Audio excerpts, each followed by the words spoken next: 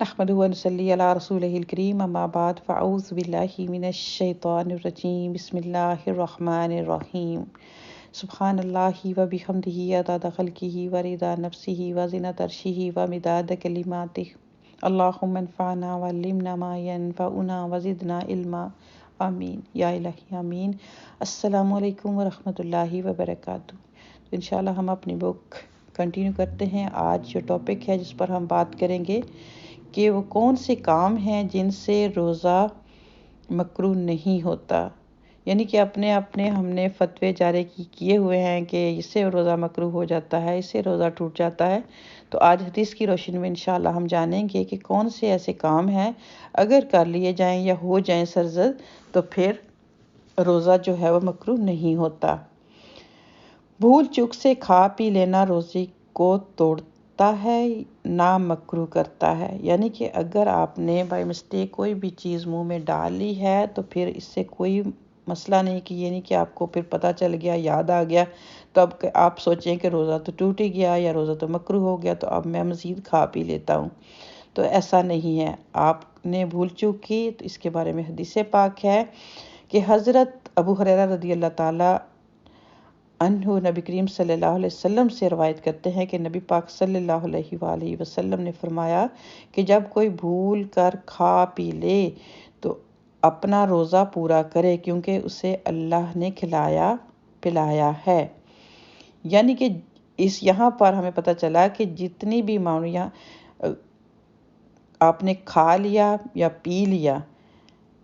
تو اس سے بھی روزہ برقرار رہے گا۔ سم ٹائم ہوتا ہے نا کہ ابھی صبح کا ٹائم یا دوپہر کے وقت ابھی کافی سارے آواز رہتے ہوتے ہیں تو غلطی ہو جاتی ہے، تو پھر انسان کہتا ہے میرا تو روزہ ختم ہو گیا، میرا تو روزہ ٹوٹ گیا، پھر ادھر سے پوچھ ادھر سے پوچھ۔ تو اس کنڈیشن میں اگر آپ کو بالکل بھی ذہن میں نہیں تھا اور آپ نے کوئی چیز کھا لی تو آپ کا روزہ برقرار ہوگا۔ آپ جب آپ کو یاد آ گیا وہیں چیز کو چھوڑ دیں تو آپ کو اس روزے کو کنٹینیو کرنا ہوگا۔ اسی طرح پھر مسواک کرنے سے روزہ مکروہ نہیں ہوتا، یعنی کہ مسواک اگر انسان کرتا ہے، کچھ لوگوں کی عادت ہوتی ہے صفائی کے لیے کرنی بھی چاہیے، تو اس سے بھی کیا ہے کہ روزہ آپ کا مکروہ نہیں ہوتا۔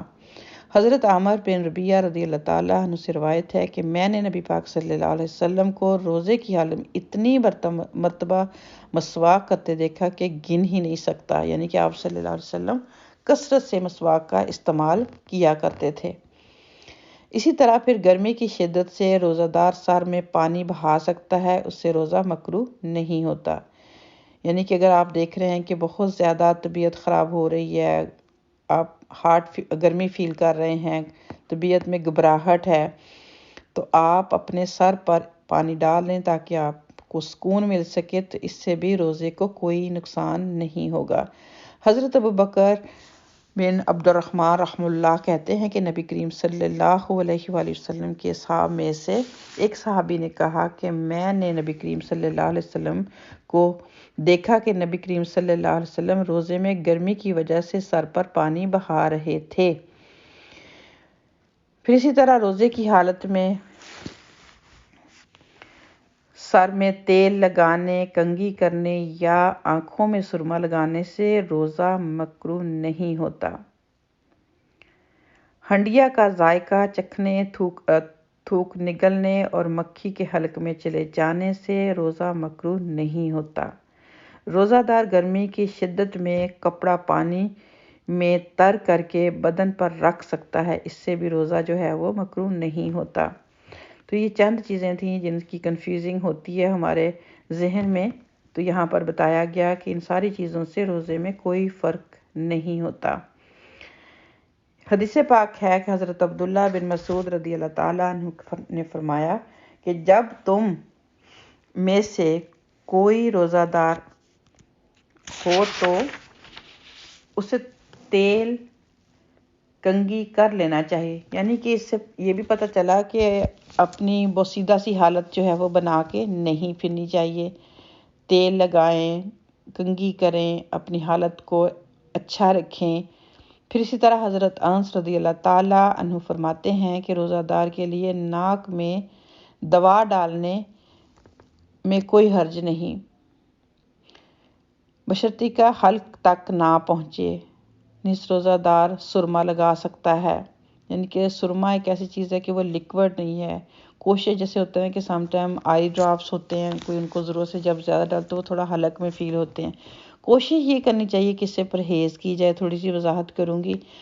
لیکن اگر کوئی مجبوری ہے تو پھر آپ اتنا دیکھ لیں کہ حلق میں اگر ہے تو اس کو فوراً تھوک دیں، یا پھر کوشش کریں کہ اگر ویٹ ہو سکتا ہے افطاری کے بعد ہی ایسا کیا جائے۔ لیکن اگر ہو گیا ہے، جیسے سرمے کی اجازت ہے، سرما جو ہے وہ لیکوڈ چیز نہیں ہے، وہ آپ لگا سکتے ہیں۔ حضرت عبداللہ بن عباس رضی اللہ تعالیٰ عنہ فرماتے ہیں کہ روزہ دار ہنڈیا یا کسی دوسری چیز کا ذائقہ چکھ لے تو کوئی حرج نہیں۔ حضرت عطا رحمہ اللہ اور قتادہ رضی اللہ تعالیٰ عنہ نے کہا کہ روزہ دار اپنا تھوک نگل سکتا ہے۔ حضرت انس رضی اللہ تعالیٰ عنہ نے کہا اگر مکھی روزہ دار کے حلق میں چلی جائے تو کوئی حرج نہیں۔ حضرت عبداللہ بن عمر رضی اللہ تعالیٰ عنہما نے روزہ کی حالت میں کپڑا تر کیا اور اپنے جسم پر ڈالا، اسے بخاری نے روایت کیا ہے۔ تو یہ چند چیزیں تھیں جن کی مزید وضاحت ہمیں ان احادیث سے ملی۔ تھوڑا سا جو تھا کہ ہماری بہنوں کے لیے چکھنے کی بات، یا پھر جیسے کہ کوئی شیف ہوتے ہیں، کھانا بنانا ہوتا ہے، انہوں نے بہت سارے لوگوں نے اس کو کھانا ہوتا ہے، تو پھر اندازے سے سم ٹائم بات نہیں بنتی، تو ایک مجبوری ہوتی ہے کہ روزہ بھی رکھا ہوا ہے، کھانا بھی پکانا ہے، تو اس کے لیے طریقہ کار یہ ہونا چاہیے، یہ نہیں کہ آپ کو پتہ ہے کہ ٹیسٹ زبان ہی ہماری جو ہے وہ فیل کرتی ہے۔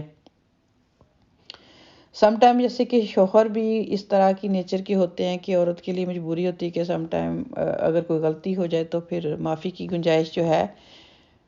کم ہوتی ہے۔ تو پہلی بات تو یہ ہے کہ اگر گھر میں ایسی کوئی چیز جس کی کمی بیشی ہو بھی جائے تو ہمیں نرمی کا معاملہ کرنا چاہیے، چاہے وہ ہمارے سرونٹس ہیں، چاہے وہ ہماری بیویاں ہیں، بہنیں ہیں۔ تو اس لیے ان حالات کو مد نظر رکھتے ہوئے اس چیز کی اجازت دی گئی کہ آپ یعنی کہ پکانے والا یا پکانے والی کوئی بھی چیز اگر آپ پکا رہے ہیں، آپ کو چیک کرنی ہے تو زبان کی ٹپ پہ آپ رکھیں گے، اس کے بعد فیل کرنے کے بعد آپ کو پتہ نمک مرچ فیل کر لیتی ہے زبان فوراً، تو اس کے بعد آپ اس کو تھوکیں گے، اچھی سی کلی کریں گے، ٹھیک ہے؟ تو یہ ہونا چاہیے، حلق تک نہیں جانا چاہیے، ٹھیک ہے؟ تو ایک اور انشاءاللہ پوائنٹ پڑھتے ہیں، پھر اس کے بعد اس ٹاپک کو کمپلیٹ کریں گے کہ اگر کسی پر غسل فرض تھا لیکن دیر سے اٹھا تو وہ پہلے روزہ رکھ کر بعد میں غسل کر سکتا ہے، البتہ کھانے سے قبل وضو کر لینا چاہیے۔ حضرت ابوبکر بن عبد الرحمن رحمہ اللہ علیہ سے روایت ہے کہ میں اور میرے والد حضرت عائشہ رضی اللہ تعالیٰ عنہ کے پاس آئے۔ حضرت عائشہ رضی اللہ تعالیٰ عنہ نے بیان کیا کہ میں گواہی دیتی ہوں کہ رسول کریم صلی اللہ علیہ وآلہ وسلم احتلام کے سبب سے نہیں بلکہ جماع کے سبب سے حالت جنابت میں صبح کرتے اور غسل کے بغیر روزہ رکھتے،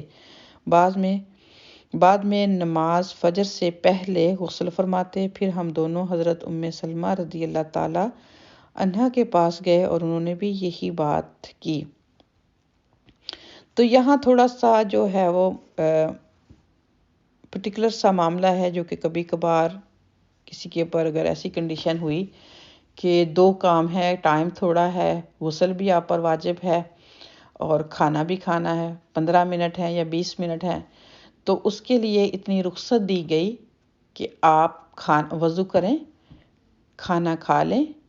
اس کے بعد پھر نماز کے لیے جو ہے وہ غسل ضروری ہے، کھانے کے لیے ضروری نہیں ہے، تو اس کے بعد پھر آپ غسل کریں اور اپنی نماز ادا کریں فجر کی انشاءاللہ۔